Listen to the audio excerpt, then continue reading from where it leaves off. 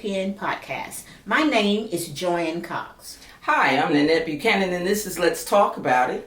And today, we're going to talk about, rushing? Moving ahead of time. Yeah. Yes.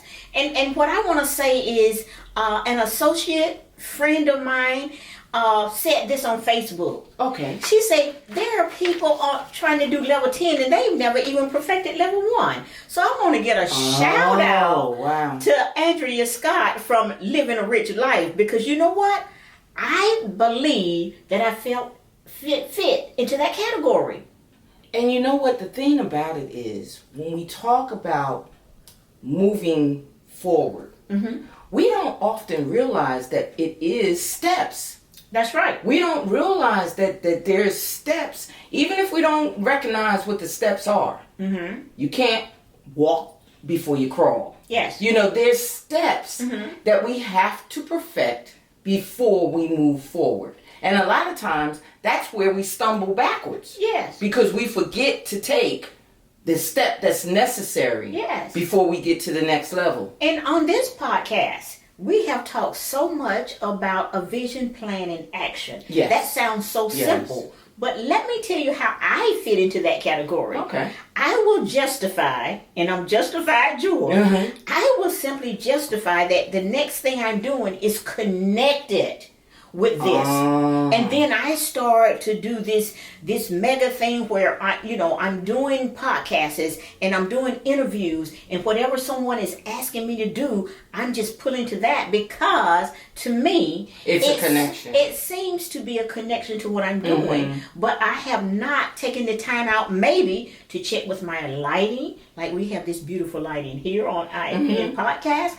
You know, do you have your sound together? Do you have together? everything together? Yes. And so those are some of the things that I think as entrepreneurs that a lot of times we don't have our peeps together to help us to form this map. And I just want to reach out to people and just say, get your step one together. Get your step one together. And not only that, I'm a creature of habit. You are. I'm just a creature in a good way. I'm just a creature of habit. So no matter what job I've ever had, or no matter even at home, the thing about it is I know on certain days I do certain things, and then certain times of the day I do certain things, and then there's a ritual. Even if the timeline is not the same, the ritual is the same, because to me, what you adapt to, kind of becomes habit. It becomes habit forming. So if I go into work, God forbid if I ever do that again.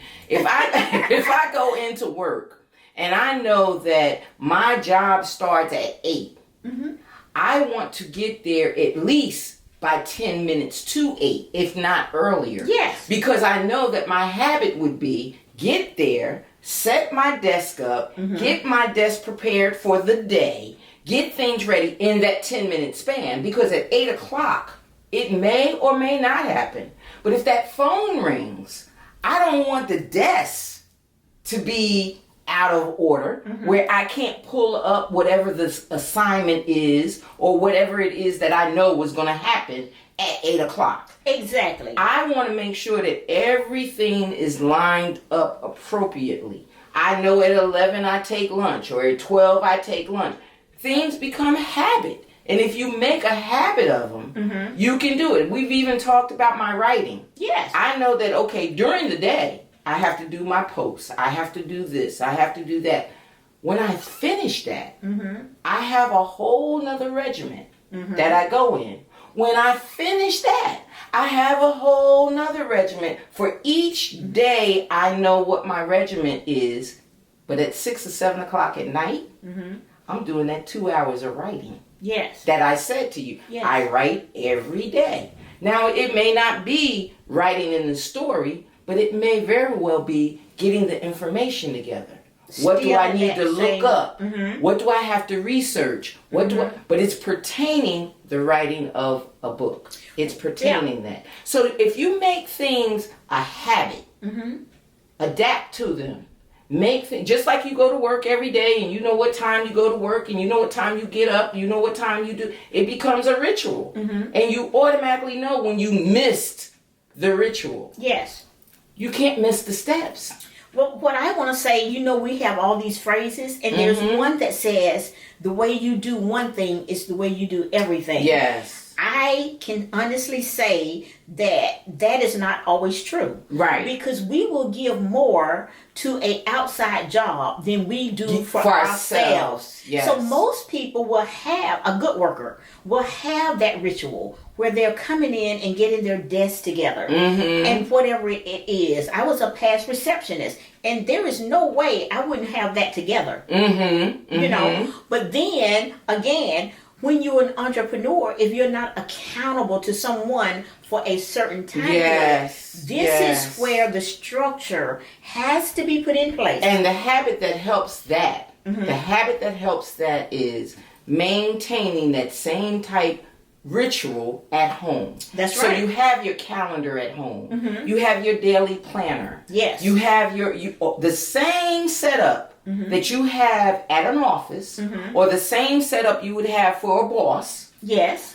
Account yourself by having that planner. And what I do is, even though I have the calendar, even though I have it posted on a wall, even though I have that where I can see it visually today, I still have it on my desk. Yes. I still have the things that I need. And if there's something that comes up that might want to be inserted, yes, I have the sticky.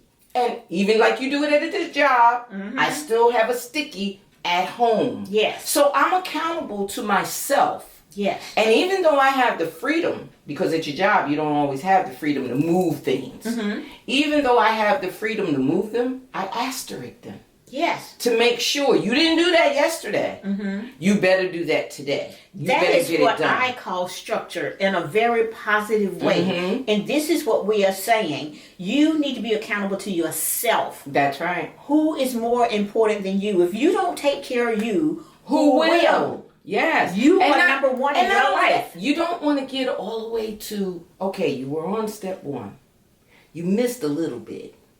You got to step 2, and because you missed a little bit, you couldn't really do what you needed to do fully in step 2, but you still moved on to step 3, and now step 3 is telling you, without step 1 and 2, you can't get any of this done. Yes, and you can relate that to baking. If you're baking something, there is no way that you're going to put it in the oven and you haven't put all the ingredients into that bowl. Can't go back and do it. You can't go back. What are you putting in the oven? And it could be simple things when you're relating to cooking. I can remember cooking a casserole, and I put the cheese on before I put it in the oven. I was supposed to put the cheese on after it cooked, and then put the cheese on, and then put it back in the oven again. The thing was so soaked with cheese down in the inside, instead of being cheesy on the top, I was like, oh my goodness, I messed this up. Yes. But the thing about it is, there's a step-by-step procedure. And even though you may think you know what you're doing, you may think that, you know what, it doesn't matter if I put it on now, or I put it on. But it does. And when it comes to our work as entrepreneurs especially, if you don't see the problem now, you will see it later, down the line. Yes. So you want things to come across professional. You want people to tune in to what you're doing. If it's customer relation, it's his social skills, whatever it is, take the necessary steps and take care of step 1. And then move on to the next level, because or step 2. Like the young lady said on Facebook, if you get all the way to step 10, all of your steps in between could have major problems because you didn't follow from step 1 to step 2. If you keep missing little intricate things that you think are not worth it, here comes a big customer, a big client, someone that really wants to know, and all they're asking you for is a speaker sheet. And you don't have one. You don't have one. Yeah. Or what I run into a lot of times when I want to do interviews with people, or people ask me for an interview, we just need a condensed bio. Now, we all have that professional bio. Yes. Where we have all of our jobs and everything else. But do you have the condensed bio? That's having your step one together. You don't have your step one together. Yes. You've got, what do you mean is if you don't have the one sheet, if you don't have the intro, if you don't have the bio? And keep in mind that as we grow, we need to change that. We need to do an update. This is the first of the year. This is 2022. Have you updated your bio, intro, and one page? And the one thing that I enjoyed while I was working in my profession, even though it was law enforcement and corrections, they would automatically tell you if you wanted that next level. Mm-hmm. They weren't looking for that bio that you put in when you first got the job. Of course not. You can't do that. You can't do that. So we want you to understand the habit that you have is the habit that's going to keep you and sustain you. So if you have bad habits or you don't have a ritual, you're going to have it bad. And once you get that done, here it is. For every end, there's a new beginning. So don't say, I got it, thinking you got it, and you don't. So with that being said, we want to know, what is your new beginning? What is your habit? What is your ritual? Are you skipping steps? Tune in every week. Subscribe. Leave a comment. Until then, bye-bye.